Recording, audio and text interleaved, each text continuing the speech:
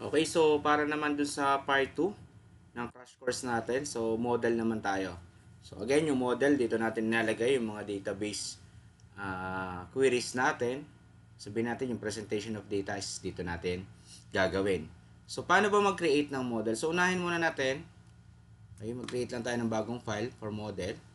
So again, PHP, PHP console, cli.php, then make. So, gagamitin naman natin dito is model. Make model, then pangalan ng model. For example, user model. Enter lang natin. And then, makikreate na yan dun sa folder na models. Ayun. Kita na natin yan dyan. Okay? So, ngayon, ang gamitin natin, or mag-create lang tayo ng, or tawagin natin yung model. Ano? So, paano ba siya tatawagin? So, but before that, so, ang gawin muna natin is, dahil database ang pinag-uusapan, ay, punta tayo dito. So, mapapansin natin dito, meron tayo ditong table. So, ang mangyayari, using ORM muna gagamitin natin instead of query builder, yung ORM model muna, yung Object Relational Mapper. Okay? So, para makapag-create tayo ng isang or ma-represent ng user model natin yung table na gusto nating gamitin. For example, for CRUD operation. Okay, so ano ba yung table natin sa database ang gagamitin natin? Okay, so punta muna tayo class, syempre sa database or yun nga, access muna natin yung database natin. Page may admin na lang gamitin natin. Parang bilis. Yan, dito pala nakaran. So, run muna natin pala yung server natin. So, ayan, tayo lang natin habang nag-load. So, pag yun ay naka-green na, so okay na yun.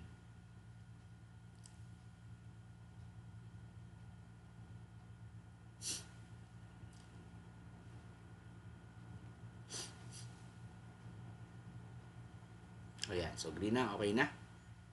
Lag natin to.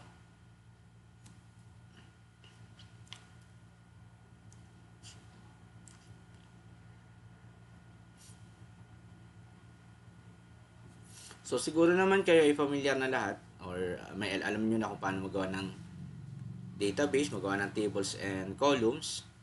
So, ganap na lang tayo dito ng ready-made na para hindi na tayo magawa. Okay, so try natin tong dami. Kung may laman pa to. Ang dami naman laman ito. So, hanap na lang tayo dito ng pwede natin. Ito, yung Mac data na lang pala. Mac data then users. So, dalawa. Users. Ang laman itong ating users. Ito. Sige, okay na to. So, Mac data, ang ating gagamitin na database na. So, meron na rin tayong table. So, mangyayari class, yung ating user model is para kay table users. So, paano siya gagawin? Ano, para ma-map natin siya dun sa table na yon. So, dito class, naka-bakante or naka-empty yung ating table. So, dyan nyo lang ilalagay yung gusto nyong i-access na table kapag ginamit natin si user model. Okay, dun natin i-map. So, lagay lang natin dito is users. Tama ba? Users? Ayan, users nga. Okay, save lang natin yan. So, ngayon, pwede na natin gamitin yung mga methods, ano, na din for CRUD operation natin. Kasi yun na rin yun naman yung susunod. So, ngayon, para matawag naman yung model na yan sa controller natin. So, for example, dito. Gawa lang tayo na isang public function. Bawa ay show na lang. Sige, show. Sige, okay, show na lang. Save natin. So, dahil class tayo gagamit ng database, may isa pa tayong kailangan palitan. Ano? So, punta ulit kayo ng config. So, punta pala kayo ng app, again, config, and then, meron kayo makikita ditong database.php. Open nyo yan, at dito kayo may papalitan ng mga variables or yung mga keys ng ating associative array. So, dito class yung driver, lagay nyo lang ay may SQL. Then, hostname, ayun o, kulang. SQL. Then, yung hostname, by default naman yan i-localhost, pero nakadepende rin yan sa hosting, sa web service na ina-avail nyo. 3306 ang kanyang default port. Again, nababago pa rin yan, depende sa host. Pero pag sa local naman ang gamit nyo, automatic yan na rin yun. Username, root, yung username nyo may SQL. Then, password empty. Okay, database, pangalan. Yung mock data na lang yung ating ginamit. Mock data.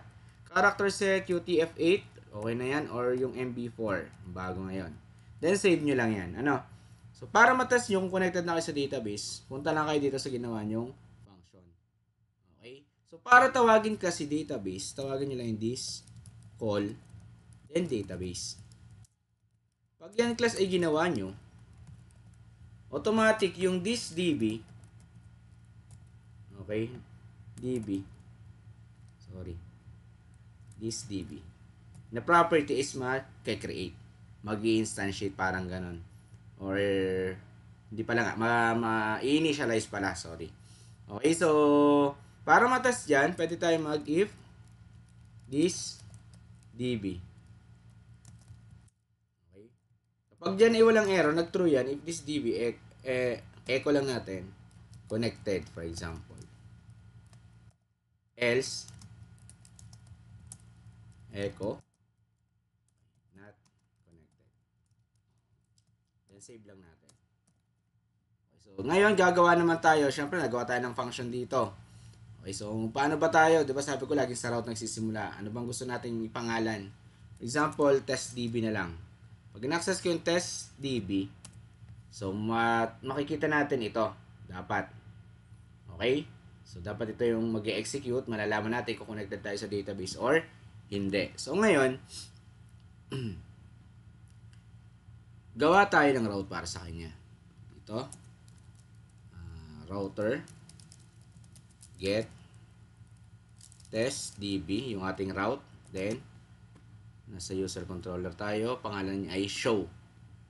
Okay, so user controller show. Save lang natin, reload lang natin. Ayun, nakita nyo class connected, ibig sabihin tama yung mga credentials na inilagay natin dito. So kung halimbawa may mamaliin tayo dyan, makikita nyo naman yan mag-e-error. Halimbawa yung root, kinuha ating roots. So ayun, access denied, etc. So ito naman kasi tinatawag natin na yun yung nag-handle ng error natin. Okay, sa exemption at saka PHP error. So meron tayo yan yung nakikita natin kapag may problema or may error tayo. So try natin itama. Save. Ayan, connected na. So, ngayon, try pa natin yung sa error, ano. Bawa, ang lagay natin dito ay databases. Reload natin to. Yan. Ito natin, dito nag-i-exist yung databases. Ang maganda dyan, nakikita pa natin kung nasang line. Okay, naka-highlight yan, then may pula pa dun. So, nilagyan ko na lang nung naka-highlight, naka-bold, ano, para kitang-kita. Ibig sabihin, nandyan yung error. Okay, so, ayun, nilagyan ko kasi dito ng S. Nag-error yan. So, ngayon, nung connected na tayo, so, alam na natin na connected. So, ang gawin natin, i-show natin muna sa CRUD, unahin na natin yung retrieve. So, retrieve na natin yung lahat ng records dun sa database. Although, parang isa naman yata yung records dito. Ilan ba yun? Dalawa. Si AcidCore at saka si SimSimi. So, ngayon, ipa-view na lang natin yung records. Ano? So, una, gawin natin class I, tawagin natin yung model. So, ayan. Tawag na tayo ng model. This, una pala, sorry, bago yung model, database muna. Tawagin natin yung database. Bawa. Sorry. This call. So, kanina, diba, ginamit na natin to dun sa this call view. So, yung this call na yan, class, ito, pantawag talaga yan. Okay, pantawag ng database, ng view, ng model, ng helper, marami. Marami yung tinatawag, ano, dito sa Lavalas. It's called database. Then dito, tawagin natin yung model. So, this call pa rin yun. Model naman, ano? Then yung pangalan ng model natin, user controller. So, ayan. Natawag na natin siya. So, para mag-show ng records, lahat ng records, dun sa documentation natin, may makikita tayo ditong ORM. Nandito yung mga methods niya na pwede nyo nang instantly gamitin.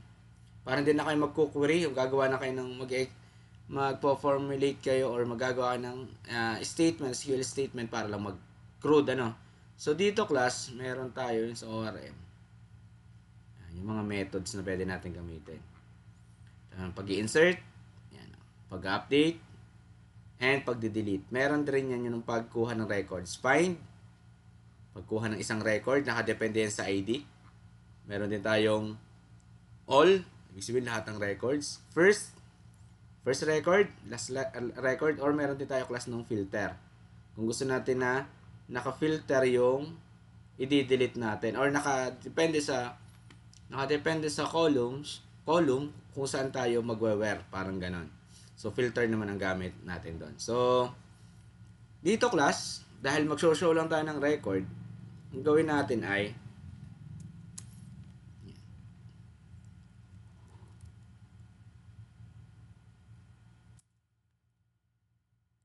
gamitin lang natin si Bardam para makita natin. So para makakuha ng record, so pasa lang natin dito halimbawa ay users equals, gagamitin natin yung ORM. This, pangalan ng model, ba't user controller pala to? Sorry. User model pala to. So, model, user model. So, ayan. Hindi ko na to, i-cut. Diretso na tayo. Then, kung ano yung pangalan nito, yun yung ilalagay nyo dito. Parang nangyari kasi dito, nag-instantiate tayo ng class na model. So, pag in-access natin yan, this, user, then, model. Then, yung mga method sa loob niya. Mapapansin nyo dito, wala naman siyang method pa. Pero may in-extend siya or in-inherit siya na base class. So, ito yung base model natin. Nandito yung mga methods na tinutukoy ko dito sa ORM. So, kaya wala kayong makikita dito.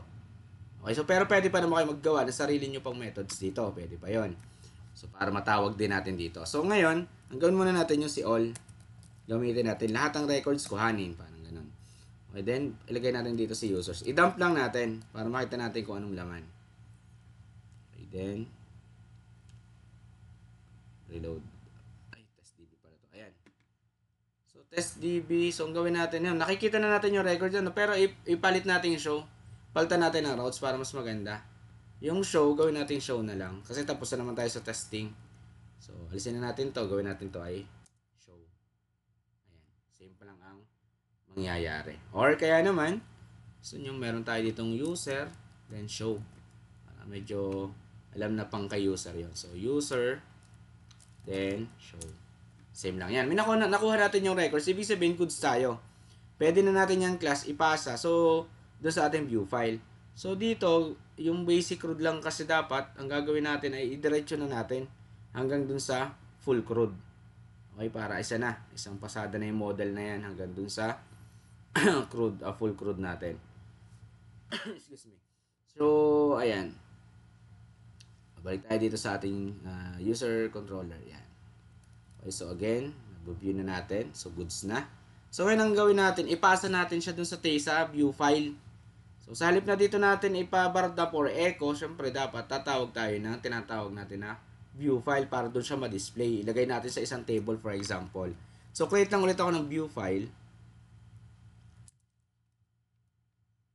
Pangalan na lang ay show. Okay, show na lang din. Then, dun sa show, tawagin natin siya dito. Ay, nasa na yun? Ayun. Close muna natin itong mga hindi na kailangan.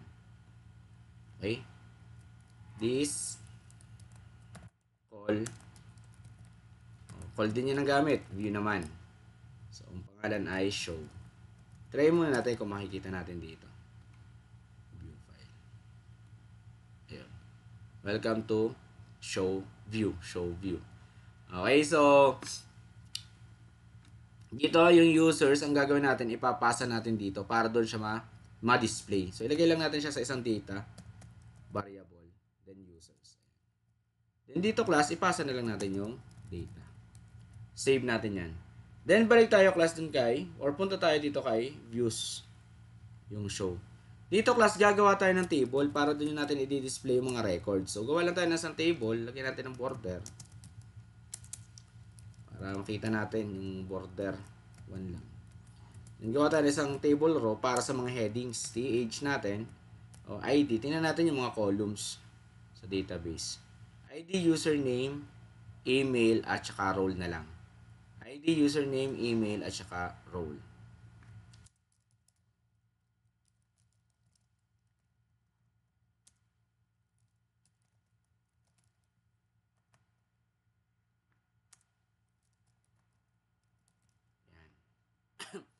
Then another TR, So, mangyayari dyan class, sa bawat loop, ilulup natin yung laman ng database, ano, di ba 3 yung laman nun? O 2 lang pala.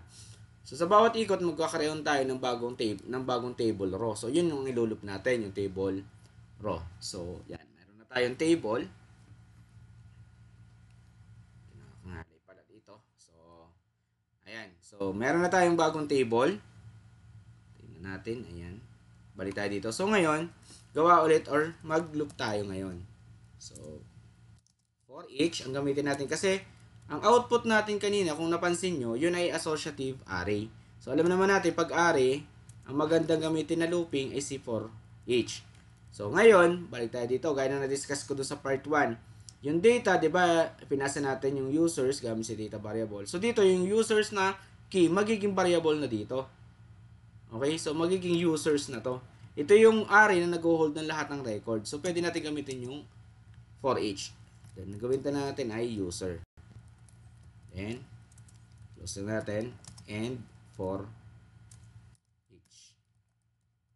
So, dito class, sa loob niyan, doon tayo maglalagay ng bagong TR and bagong table data. So, yung TD dito, yun yung ipapasa natin dito na ID. So, paano natin siya makukuha? So, gamit na yung ating user. So, then, user. Then, hanapin natin yung column. So, yung magiging key ng associative array na yan is yung column ng ID. So, ang column niya is yun. ID rin naman ang pangalan. So, ID, username, email, at saka role. Yun din ang pangalan ng mga column. So, yun natin ID. Copy-paste na lang natin para mabilis. ID, username, email, and then role.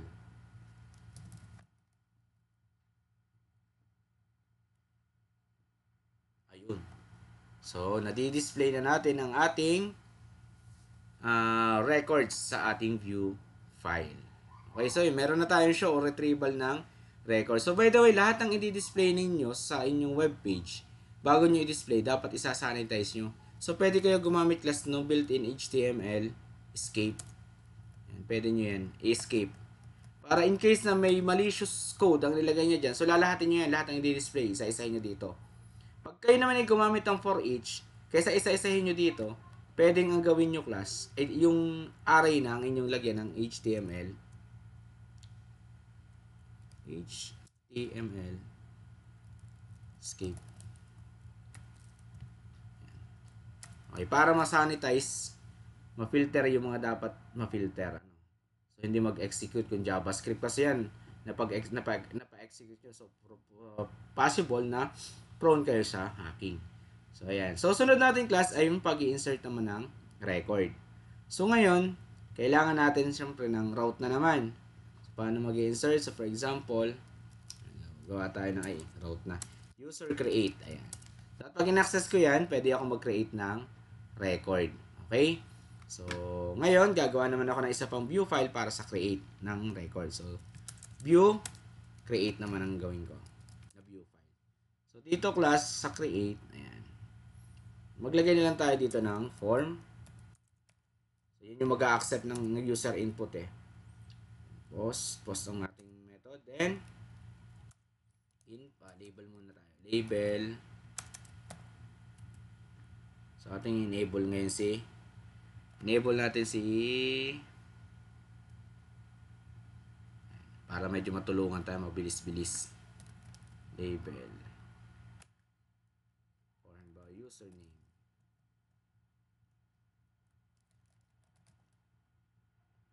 Then, BR lang natin. Input. Username. Ayan.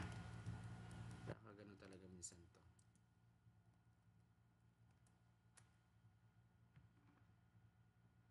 Email.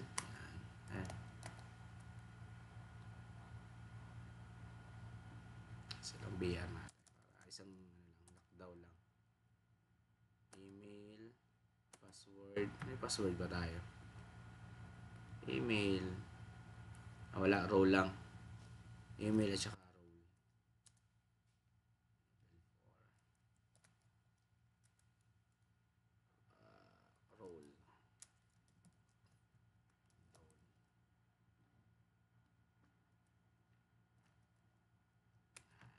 okay.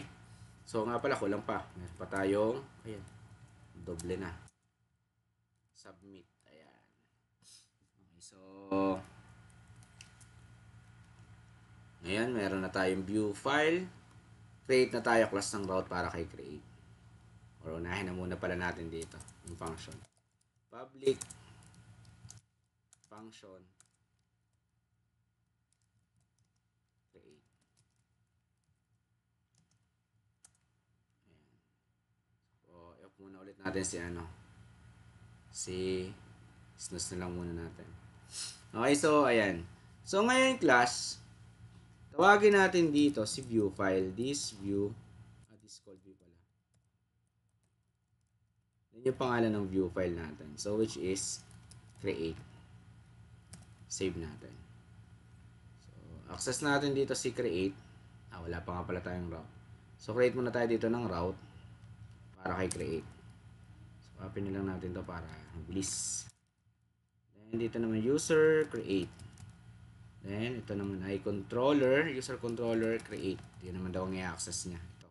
So makikita lang dapat natin dyan yung view file. Ayan. So okay. Nakikita na natin yung view file. So ngayon pag sinabit natin to, for example, alisin natin yung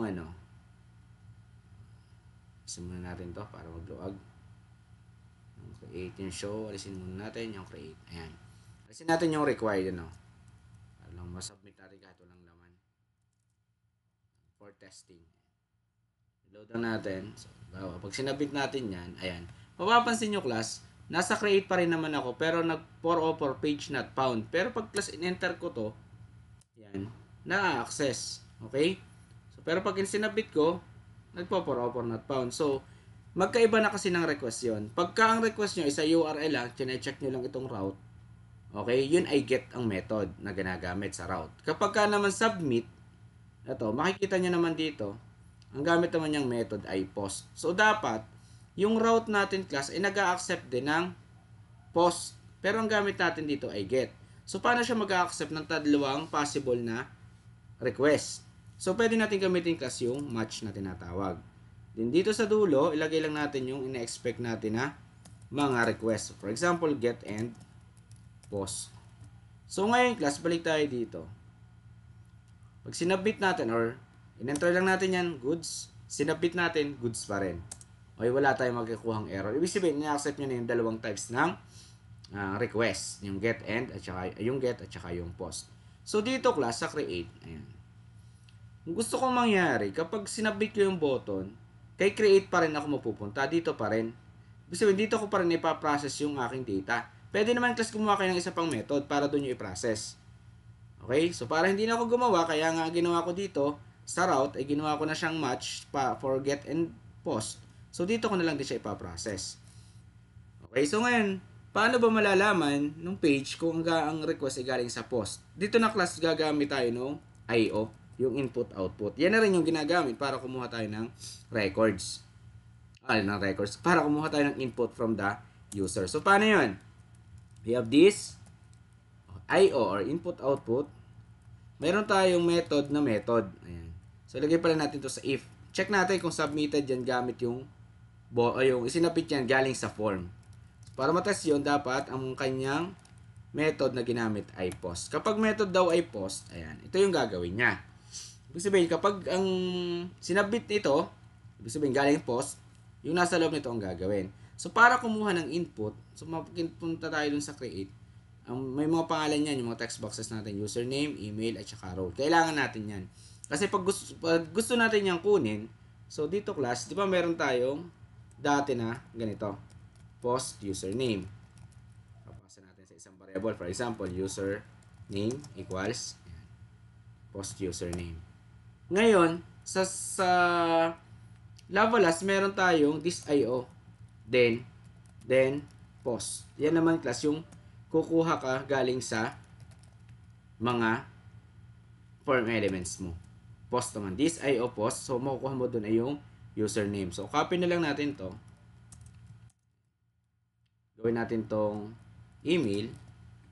So, ito yung email din. Yung pangalan ng ating email text box. Then, another one is role. So, dito ay role din. So, para makita natin kung nakakakuha nga tayo, mag-echo lang muna tayo. Yung username na lang muna. Check natin kung makukuha natin yung username. So, lagyan natin ng laman as it were. Ayun. So, meron tayong nakuha na username. So, okay. Ibig sabihin, nakukuha na natin ng record, nakukuha na natin yung mga inputs at pwede na natin gamitin for saving. So, ngayon, isave na natin siya. Okay? So, gamit, again, meron tayo dito, di ba, na this user model all. So, dito naman, ang gamit naman natin ay this model or yung user model insert.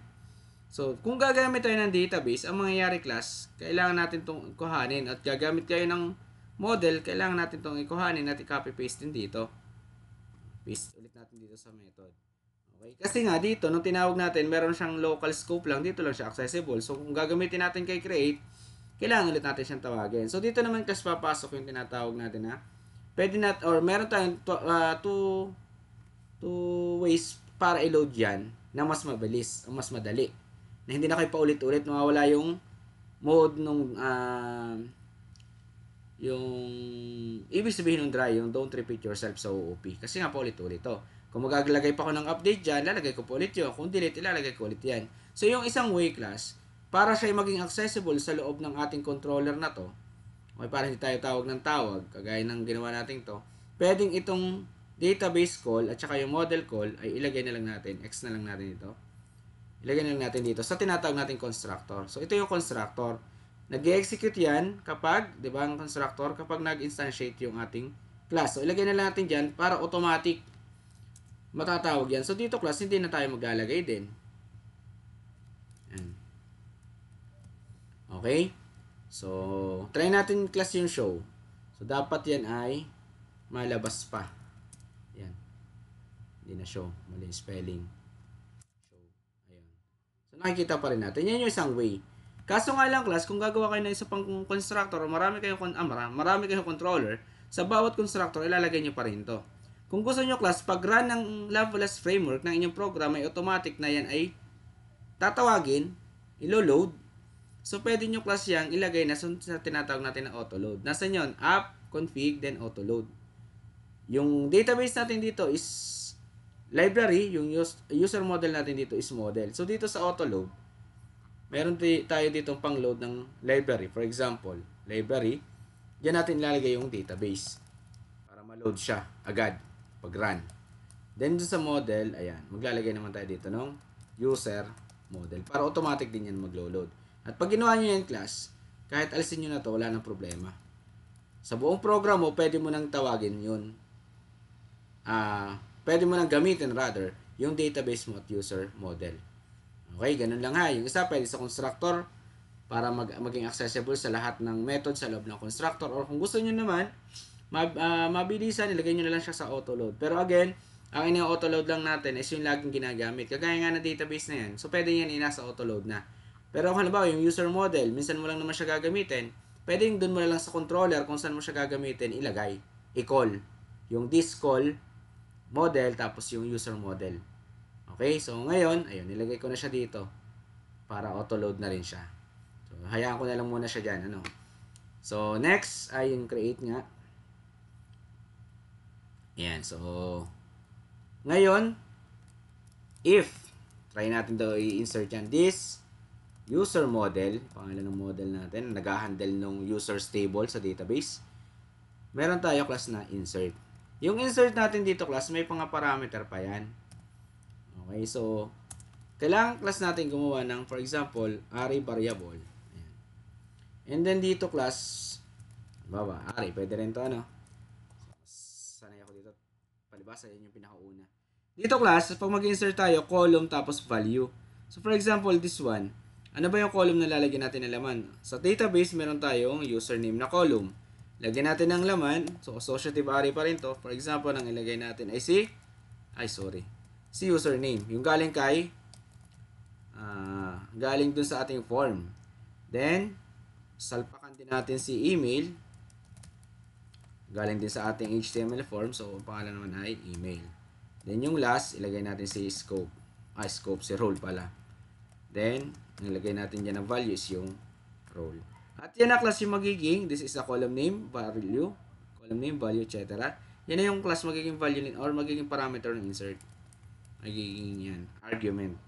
Okay, so pasa natin. So if nga pala, ba't ko terminate? So lagyan lang natin dito. Echo inserted successfully. Else, sabihin natin echo something went wrong. Yan lang, lagay natin ano. So try natin ngayon mag-insert. So yun, nagkamali pa ako doon. Ayan. Insert, successfully. So okay tayo dyan. So punta ulit tayo dito sa insert or create pala yun. Halimbawa, ang lagay natin ay admin at example.com. Halimbawa, admin din siya. Submit. Yan. Inserted successfully. Okay, so halimbawa, gusto nyo lang itong nakikita, hindi nyo na ito nakikita muna pagka nag-submit tayo. So, pwede naman natin ditong i-else na lang. Kapag ang method ay hindi post, ito lang yung makikita natin, yung ating view. Yung nakalagay na enter. Save. Reload. Sorry. Isa pa. So, punta tayo sa view para makita natin yung mga records. Yan. User show pala. Sorry. Ayun, nandun na si admin. Okay, nakapag-insert na tayo ngayon ng record. So, ngayon, ang gawin natin, maglagay naman tayo dito ng link. Papunta dun sa create ng record. So, halimbawa, lalagay ako dun sa ating view. Dun sa show. Dito sa baba ng table ng link. So, ngayon class, pag tayo gagamit ng link, gagamit tayo class na tinatawag natin na base URL, asset URL. Ganon din po, maglo-load tayo ng mga public files sa ating view file, gagamit naman tayo ng base URL. So, lahat ng yung class ay nasa URL helper. So, kung maggagawa na kayo ng mga links, mag-access na kayo ng JavaScript, images, CSS sa public file, public folder. So, kailangan nyo class pumunta na dun sa autoload again at hanapin nyo class yung helpers. Ilagay nyo na class dito si URL. Huwag nyo kakalimutan yan. Hindi kayo maka-generate ng link pag hindi nyo yung ginawa. Okay, so URL. Then, balik tayo dito sa show. Maglagay tayo ng link. So, A pa rin naman ang gamit natin paggagawa ng link. So, halimbawa, I create record. So, dito class, ilagay lang natin ay site URL. Yan yung pag-generate. Then dito class sa loob, yan natin ilalagay naman yung route na pupuntahan pagka kinilik yung link. For example, so dito,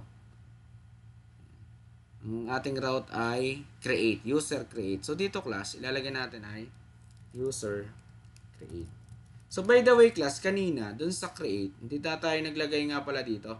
So nga, kaya yun ay na-access natin kanina kasi sa same page lang.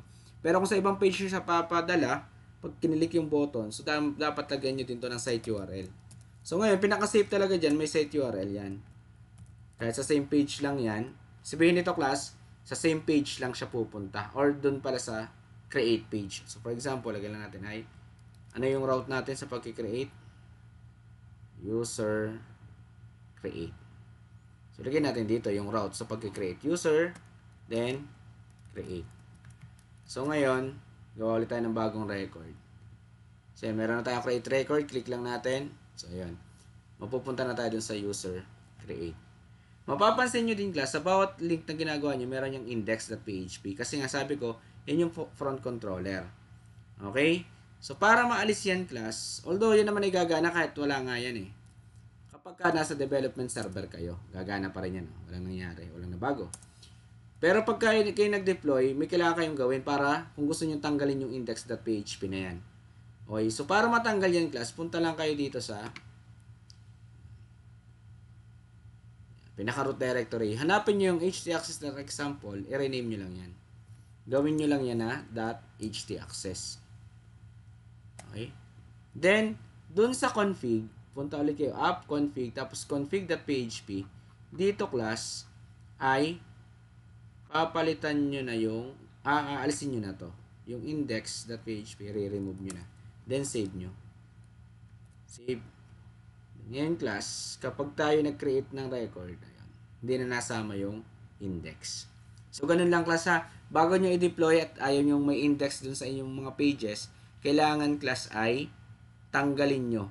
Or, tanggalin nyo yung index sa config, ang index.php, and yung htaccess.example ay i-rename nyo lang. So, yun. Ganun lang class. So, for example, maglagay po ulit tayo dito ng record. Hindi ko lang alam kung pwedeng parehas na record dito eh. Try lang natin. Submit. Ay, hindi nga. So, may error tayo. Integrity. Bawal ang magkaparehas. So, gawa na lang tayo ng bagong username and password. For example, A at A, role I, user. Submit. Inserted successfully. So, tingnan natin kung nag-insert niya. So, nasa-insert na yung ating record. So, halimbawa naman, sir, gusto ko pagka-submit ko ng record, mare-redirect siya dito ulit para dito ko na makikita agad yung record. So, pwede rin yun. So, dito class, ang mangyayari, sa halip na mapapalagay ka nito, gumamit ka class nung redirect. Yung redirect class, ay ma-enable mo yan. Yung method yan para mag-redirect from one page to another. Ang katumbas yan class, yung header location na tinatawag. Okay? So, dito class, ilalagay nyo naman sa loob yung route kung saan nyo siya i-redirect. So, halimbawa, i-redirect ko siya dun sa show. So, ilagay ko lang dito yung route ng show. User, show. So, doon na siya mapupunta. So, try ulit natin. Bawa B at B. Bawa user. Submit. Ayun. So, kita nyo na-redirect lang dun siya. Na-redirect siya dun sa show. Okay, so ngayon, meron na tayo class na insert, retrieval, at saka create ng record. So, ang susunod na natin class ay yung pag-update. Okay, so gawa muna ulit tayo ng bagong view file. Ilagay naman natin ay update. Okay, so may view file na tayo for update. Then, dun sa ating, close muna natin ulit itong iba. Tapos na tayo dyan, create and show, auto-load, okay na rin. Buksan natin ulit yung user controller. Diyan lang ulit tayo gagawa ng bagong method. Public function update. Okay, then, dito class, sa ating view, maglagay tayo ng isang action table, action column. Dagdag lang tayo dito. Ng isang th action. Then, dito class, gawa lang tayo ng isang td. Then, maglagay lang tayo ng isang link para kay update. So, natin na yan. So, ayun. So, dapat kukuhanin natin yung table nung yung ID ng bawat record na i-update natin. So, paano siya magagawa? Ito lang din. Again, kung yan ay link, ang gagamitin natin ulit ay site URL. Sa loob niya, gagawa tayo ng route para sa update. So, meron na tayo dito for update na method. Gawa na lang tayo ng route para sa update.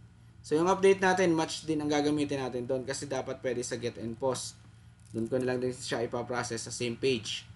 So, gawa lang ako sa update ng update. Then, dito sa controller natin is update na lang din. So, ito na yon, update. Then, dito, lagay ko lang yung route natin. User, update. Okay. So, ang mangyayari dito, class, yung update natin yan, dapat meron pa yung parameter dito, yung ID. Para makuha natin yung ID ng bawat record. So, pwede natin gamitin yung user ID. Ayun. Parang ganun din sa nasa taas. So, para makuha ko yung ID ng records. So, ngayon class, reload ko lang to. Ayun. So, makikita nyo doon sa may left bottom ng screen nyo, yung path, update 35, 34. So, makakuha na natin yan. So, dapat pag kinilik ko yung update, ay ma-update as yung ID number nung record na i-update natin. Makikita na natin dito yung view file nung update. So, wala pa tayong, although may route na tayo, ayan, kaso kulang. So, di ba meron yung ID number doon. Dynamic to, nagbabago. So, dito papasok yung diniscuss ko sa first part. Okay, yung arguments. So, dito kung may arguments tayo, kailangan natin ng placeholder. For example, ID na lang din. At yan yung ipapasa naman natin sa parameter ni update. So, dito class, kailangan natin ang lagay ng parameter. So, una, ang gagawin natin class, balik muna ulit tayo dun sa tapusin natin tong update. Yung ating show, yung create pala. Pwede natin kasi i-copy na lang to sa update para hindi na tayo mag-type. Update. Paste. Ayan.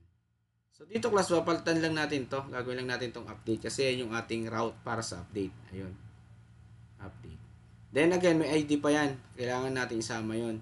So ngayon, dito sa update, wala pa tayo na ipapasa kasi dito ay ito yung update. Tawagin lang natin dito pala muna. This call view update.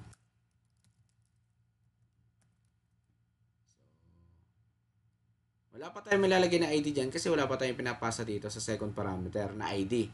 Yung ID ng ating i-update na record. So, pati update na ID na lang pala, sorry. Yan, update. Okay? So, dapat yung ID na yan, may papasa din natin dito. Okay? O kaya naman, kasi hahanap tayo ng record para, sige, atin naman, yan, na ulit. Muna ulit natin snooze muna ulit natin to. Hindi tayo ulitin. Save. Check lang natin yung update ngayon. Ayan. So, lumalabas na. Okay? So, welcome to update view. Meron na tayo. So, ito na yun. So, dapat class, pag click natin ng update, yan, ba ito? Si admin.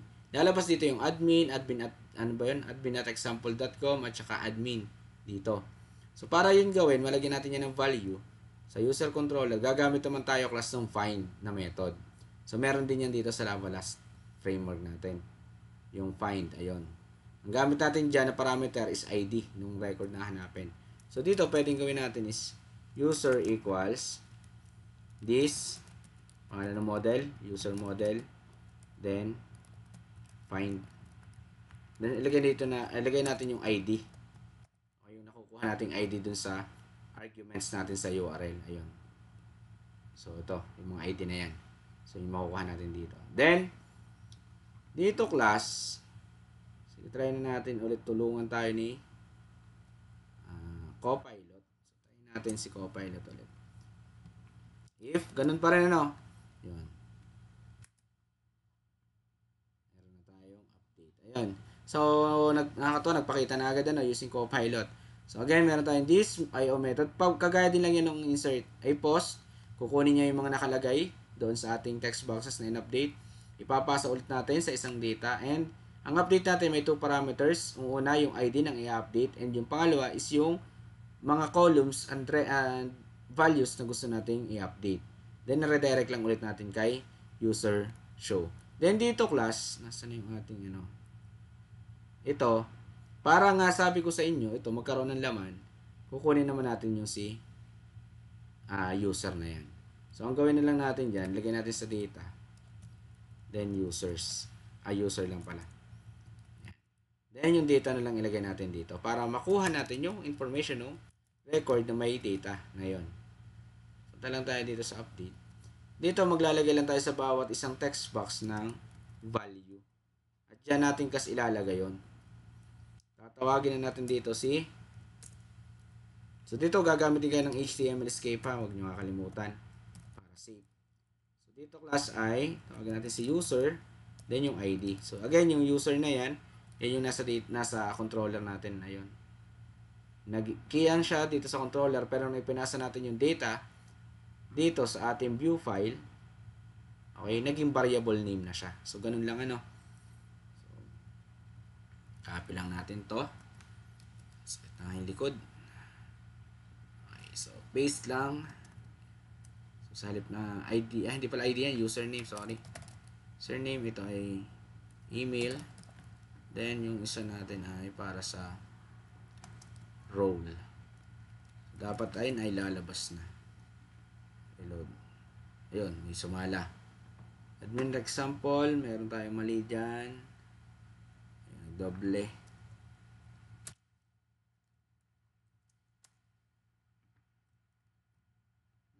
Natin view dapat sa labas ang call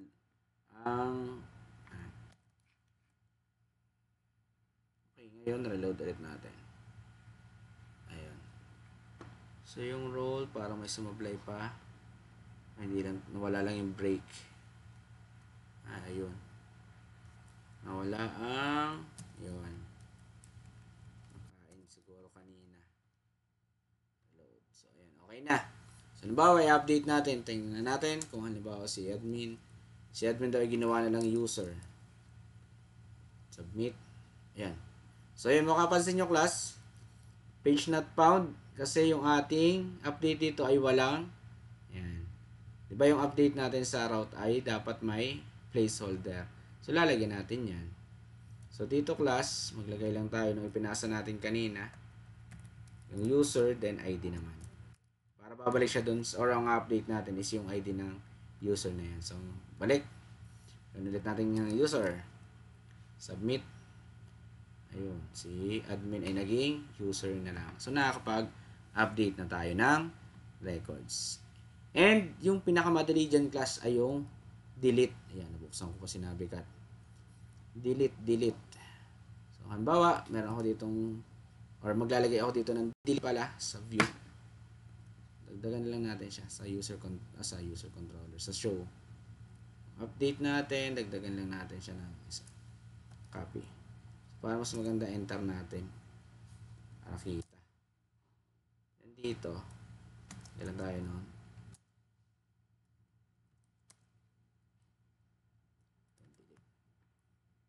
Okay, so, update.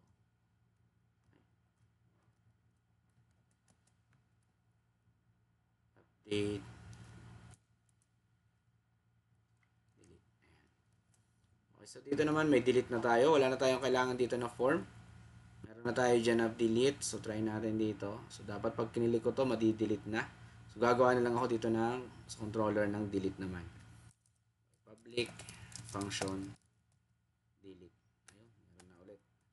So, this user model delete naman. Ang kailangan lang natin dun is ID ng record na i-delete natin. Then, gawa natin yan ng route. Router. Meron na rin. So, delete. Then, ID, yung ating placeholder para kay delete. Kasi nga yan ay may parameter dito. Ayan. Okay, so, close muna natin itong nabigat. So, reload lang natin. So, halimbawa si B. Yun, nawala na. Si A. So, nawala na rin siya. So, yun, class. Yung crude functionality na meron kay Lavalas Framework. Okay? So, meron sa delete class, meron din tayong tinatawag naman na soft delete. Yung hindi siya nawawala talaga totally sa database, nagtatago lang. So, paano naman siya gagawin? So, kung gusto nyo class na naka-enable yung soft delete, so sa lip na delete, ang mangyayari is soft delete lang. So, pwede kayong gumamit ng soft delete dito kay ORM. Okay? So, kailangan nyo lang class sa table ninyo ay meron kayong created at na column. Kaya naman, pwede nyo pa rin naman palitan. Punta kayo class ng config para ma-enable nyo yan. Config din, may makikita kayo dito na sa may baba. Yan, soft delete. Okay, naka-false yan by default. So, pwede nyo yung i-true para ma-enable. And then, ito yung column. So, kung deleted at yung column nyo dito, so, yun na lang din. Kung papalitan nyo yan, papalitan nyo rin class yung column dito. Yung deleted at pala, sorry. Wala pa pala akong column nun. Deleted at. So, magagawa pa tayo pala ng column. Okay, so, wala pa pala tayong column na gano'n. Okay, so, structure lang. Ayan. So, ngayon, ang gawin natin, i-enable natin. Gawin natin true. Save. So, naka-enable na ang soft delete natin. Then, dito class, magawa lang tayo ng bagong structure, column. I-add natin si soft delete. Si deleted at. Deleted at. Ang atin ay timestamp. Timestamp. Datetime na lang pala. Lumampas. Datetime. And then, ang kanyang default is null. Save na lang natin yan. Okay, so, naka na lang default natin. Okay, so, ayan. Diyan na tayo magbe-base ngayon ng soft delete. So, balik tayo dito class sa controller. Gawa tayo class ng soft delete. Public function soft delete. Meron na rin. So, ayan. This user model soft delete lang gagamitin natin. Okay? So, mawawala siya sa record pag sino, pero hindi siya talaga mawawala sa database. Nandun pa rin siya. So, tingnan natin kung ano bang nangyari. Paano nawala, pero nandun siya. Ano? So, soft delete yan. Yun ang ilagay natin dito kay show. So, wala pa pala tayong route. So, gawin natin din ng route yung soft delete. Outer. Get. Soft delete. Sorry. User pala. User muna. Soft delete ID. Okay, then save natin. Soft delete. Okay, so meron na. Balik tayo sa show natin. Dito class ay sa halip na delete, ang gamitin natin is si soft delete. Save lang natin. Sin-off delete lang natin. Ano? Show, then si admin. Delete natin. Ayan. Soft delete. Wala daw nag-exist na ganung record. Na ganung route. So, tingnan natin. Ayun, mali nga. Soft delete dapat. Na naka-hashtag. Ayun. So, nawala dito si admin. So, alam ba, si SimSimi, nawala din. Pero, class, tingnan natin sa database. Browse lang natin. Makikita natin, nandun pa naman sila. Si SimSimi, si admin. Pero yung deleted at niya, meron ng date. Okay, so yun yung soft delete. So, lahat ng mga ng records na undeleted at na column ay hindi na kanal or may laman, hindi na siya lalabas sa dito pag shinow natin yung record. Okay? So, halimbawa, sa accidentally, kasi yung soft delete pa for accidental delete eh. So, kung gusto nyo i-restore, meron din tayo class na pang-restore yung public function restore. So, yan naman yung code natin. This user model restore, then yung ID na gusto nating i-restore. Okay? So, for example, gawan natin pala ng route muna ulit.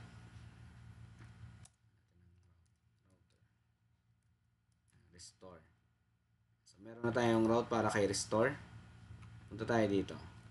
Ano ba yung ID ng re-restore natin? Parang ang mangyayari dyan, ang value o yung ID ang kukunin natin. Halimbawa, si SimSimi, babalik natin, ang ID niya is 35. So, dito class, gamitin ko lang si restore. Then, yung ID ng ating i-retrieve, 35. Ayun, bumalik na si SimSimi. So, yun. Yun yung class na tawag natin na soft delete at saka restore. Okay? So, dito, madami tayong na-discuss, kagaya nung helper natin, URL. Gamit natin yung redirect and site URL. And yung last natin, paano naman class tayo? Halimbawa, lalagyan natin ng styles or style sheet. So, lahat ng, sabi ko nga, lahat ng publicly access na files ay naka-type public. So, dito class, ayan. Halimbawa, gawa lang ako dito ng folder para sa CSS. Okay? So, loob ng folder na yan, dyan ako mag-create ng style.css. So, dito ko ilalagay. For example, I have body. Lagyan natin ang background color. Light blue na lang. So, paano ba tatawagin yung style na yan doon sa view file? For example, dito na lang muna tayo kay Joe. So, dito class, di ba, meron tayong link, CSS. Pero hindi natin pwedeng tawagin yan directly ng ganyan. So, dito class, gagamit na tayo ng tinatawag natin na base URL. Ang base URL, ang kinukuha niyang value is yung nandun sa config, config.php. Sa pinakataas niyan, isa sa nasa taas na na settings, ayun, base URL. Yan class ay dapat masupplyan natin. So ano ba ilalagay diyan? Kung saan mo ni-run yan, halimbawa yung sa localhost 3000, yan yung ilalagay nyo or yung inyong domain. For example, example.com or windowsstateview.com /. Huwag nyo kakalimutan yung /. Halimbawa ito, ayan. So dahil tayo nasa local, inirun ko lang siya sa HTTP localhost port 3000. Yan lang din lalagay ko. So, para class, kapag ka tinawag natin dito, yung style, ganito na. Tawag natin si base URL. Okay. Then dito, nasan ba yung style? So, punta tayo dito. Nandun siya sa folder na public. Ayan, public. So, ilalagay pa natin dito yung public. Nasa folder din siya ng CSS. So, ilagay pa natin yung CSS. Matatawag na natin dyan. Using that, matatawag na natin yung ating style sheet. Ganon din sa image. sa lahat ng publicly accessible files. So ngayon, reload lang natin to. Ayun. Tignan nyo, nagbago, naging light blue. So kung hindi nyo masyadong mapansin, makita, gawin natin kulay pula. Parang kitang-kita, masakit sa mata. Ayun. Okay, so sobrang sakit sa mata. Light blue na lang natin. Nakatawag na tayo ngayon ng CSS.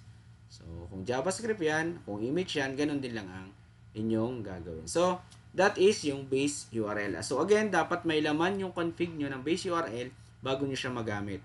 And take note, ito talaga ay nilalagyan ng laman bago nyo i-deploy ang inyong website. Kung ano yung URL ninyo, o yung, yung domain ninyo, yun yung ilalagay nyo dyan for safety purposes. Okay, so, yan, meron na tayong CRUD at na-discuss na rin natin yung ibang URL helper functions na gamitin or lagi natin ginagamit. So, siguro yung ibang nagtataka bakit hindi ko pa yan in-enable. So, meron saan kasi may mga instances na hindi naman natin kailangan yan, lalo na kung mga API lang yung ginagawa natin gamit si Lavalas. Okay, so dito mag-e-end yung second part. So, meron pa tayong third part dito. So, i-discuss natin naman class yung helpers. Paano mag-create ng helpers and paano gamitin yung Lava instance. Ano ba yung tinatawag natin na super object kay Lava or yung tinatawag natin na Lava instance. So, hanggang dito lang muna ulit yung ating second part. So, abangan nyo na lang class yung third part. Okay?